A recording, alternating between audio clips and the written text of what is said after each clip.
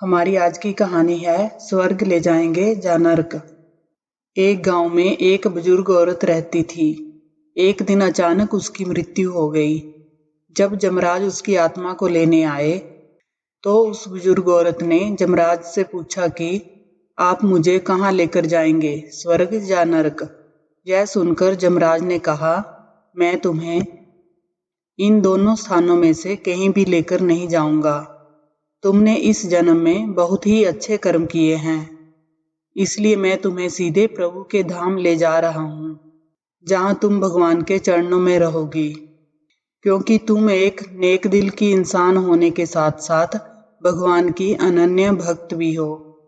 बुजुर्ग औरत खुश हो गई और बोली, इसके लिए आपका बहुत बहुत धन्यवाद, परंतु मेरी आपसे एक विनती है।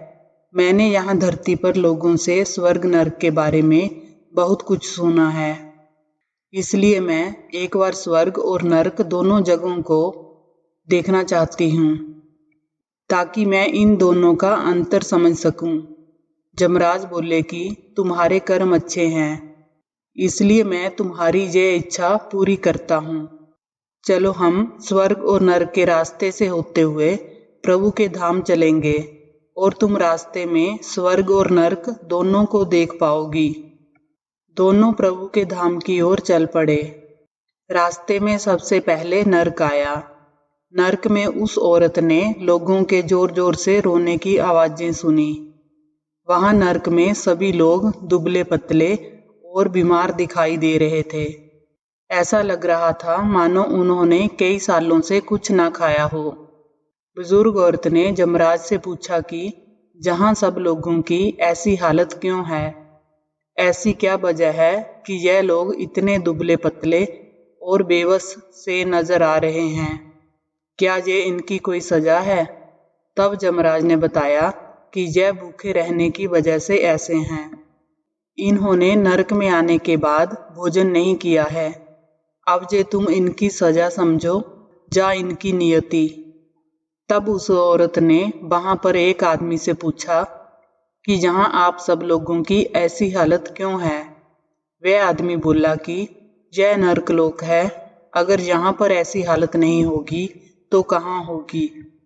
हम मरने के बाद जब से यहाँ आए हैं, हमने एक दिन भी खाना नहीं खाया है। हमारी आत्माएं भूख से तड़प रही हैं। तभी बुजुर्ग औरत की नजर एक विशाल पतीले पर पड़ी, जो कि लोगों के कद से करीब 100 फीट ऊंचा होगा। उस पतीले के ऊपर एक विशाल चम्मच लटका हुआ था। पतीले में से बहुत ही शानदार खुशबू आ रही थी। बुजुर्ग औरत ने उस आदमी से पूछा कि इस पतीले में क्या है?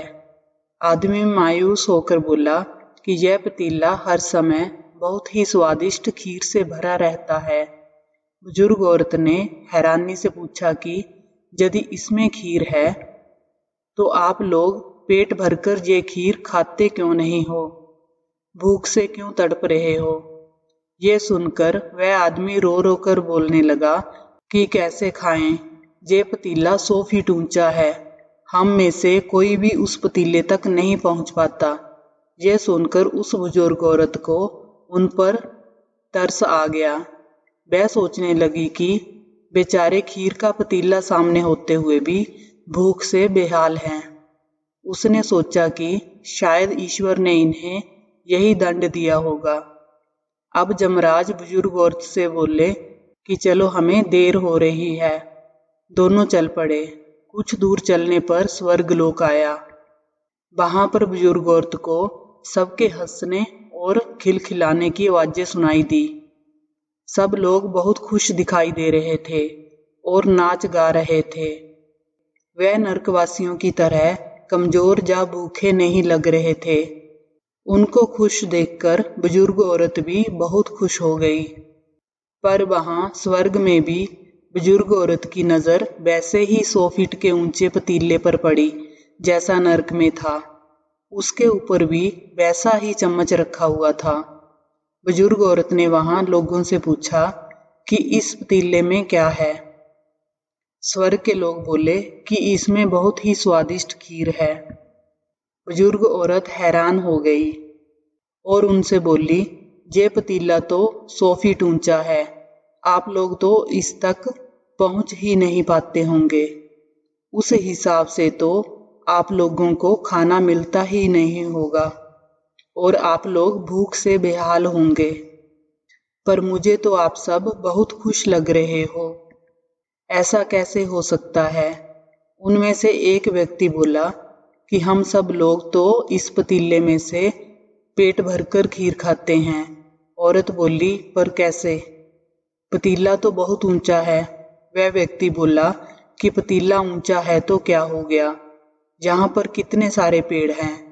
हमने इन पेड़ों की लकड़ी ली और उसको काटकर एक विशाल सीढ़ी का निर्माण किया। उस लकड़ी की सीढ़ी के सहारे हम पतीले तक पहुंच पाते हैं और सब मिलकर खीर का आनंद लेते हैं। बुजुर्ग औरत जमराज की तरफ देखने लगी। औरत ने जमराज से पूछा, क्या भोजन पर सबका हक नहीं होना चाहिए? जमराज मुस्कुराए और बोले कि आपकी बात सही है। ईश्वर ने स्वर्ग और नरक मनुष्य के हाथ में सौंप रखा है। वह चाहे तो अपने लिए नरक बना ले, वह चाहे तो अपने लिए स्वर्ग बना ले। ईश्वर ने सबको एक समान हालातों में डाला है। भगवान अपने बच्चों के बीच किसी भी तरह का भेदभाव नहीं करते हैं। भोजन पर तो सबका हक है, लेकिन उसे प्राप्त करने के लिए सबको प्रयास करने ही पड़ते हैं। किसी को भी कुछ भी बिना मेहनत के नहीं मिलता है। जमराज ने काफी ऊंचाई पर स्थित खीर के पतीले की तरफ इशारा किया और बताया कि उसमें कभी ना खत्म होने वाला खीर का भंडार है। ऐसा ही एक पतीला नरक में भी है। इस खीर के पतीले तक पहुंचने के लिए सभी लोगों को साथ आकर एक दूसरे की सहायता करके प्रयास करने पड़ते हैं, तभी खीर के पतीले तक पहुंचना संभव हो पाता है। बिना लोगों के साथ के इस पतीले तक पहुंच पाना असंभव है। वहां नरक में भी पेड़ पौधे सब थे, पर वह लोग खुद ही आलसी हैं। वह कोई कर्म नहीं करना चाहते, मेहनत नहीं करना चाहते, इसलिए वहां सभी भूख से बेहाल हैं। नरक के लोग आलसी और ईर्ष्यालु हैं। वह किसी की भी सहायता नहीं करते हैं और एक दूसरे से चिढ़ते रहते हैं।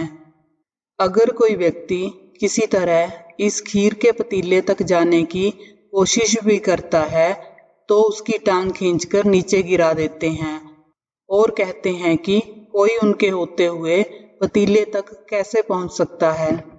ऐसा करते करते नरक का कोई भी व्यक्ति खाने तक नहीं पहुंच पाता है। वहां के सभी लोग बिना कर्म किए ही फल चाहते हैं।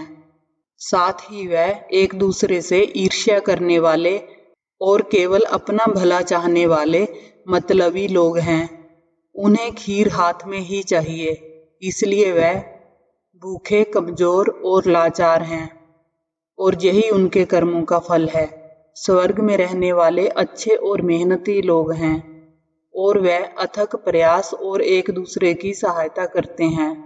उन्होंने पेड़ों की लकड़ी ली और उसको काटकर एक विशाल सीढ़ी का निर्माण किया।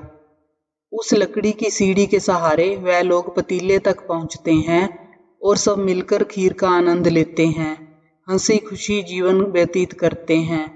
ऐसा ही असल जिंदगी में होता है। जो कर्म करते हैं और लोगों का हित चाहते हुए एक दूसरे की सहायता करते हुए आगे बढ़ते हैं, वह खुश और सुखी रहते हैं। और जो लोग केवल अपना ही भला सोचते हैं, वह ना खुद के लिए कुछ कर पाते हैं और ना किसी और के लिए करना चाहते हैं।